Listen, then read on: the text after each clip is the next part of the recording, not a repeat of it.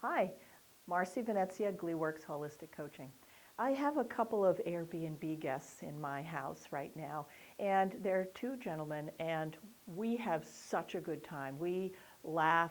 One of them is a comedian, so he's always joking around, and that causes the other person to joke around. But anyway, last night, one of them was talking about his dad and how his dad always brings everything back to flying. And so he would give an example of talking about oaks and trees. And within a few seconds, he demonstrated how his father would bring that back to flying. Like we don't have oaks, we don't use oak when we're creating airplanes. Anyway, so we laughed about this. But the following morning, he said, "You know, I came I was my dad last night, and I'm so sorry." And it launched us into a conversation about how memory and experiences and our parents' behavior affects us and how to change that. And basically, I said, well, not only do you have thoughts, but because some of the things that happened with your dad were so pivotal, you you sort of died, you ingested your father. You are your father.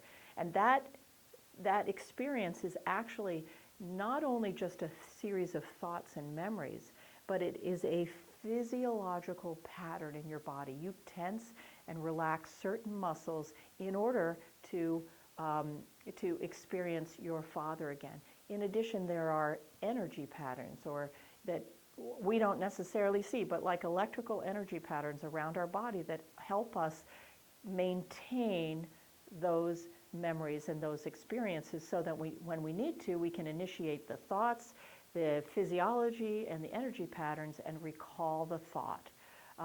This memory is galvanized through the hippocampus, which is a very small area of your brain, and your entire body stores the memories. It's not just your brain, it's your entire body. So think about that. If your body, if your physiology, your energy patterns, your thoughts, and your emotions are all used in galvanizing or holding a thought, then that means that in order to have significant change, you have to address all of those parts. And so what I shared with them was that there is a physiological pattern, and you have to change that pattern before you can release the intensity of those thoughts or memories. You may still have the memory, but the intensity of it is gone. It's just a memory.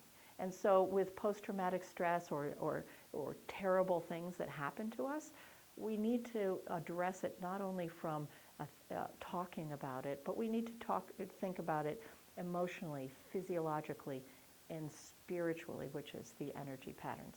Marcy Venezia, GleeWorks Holistic Coaching.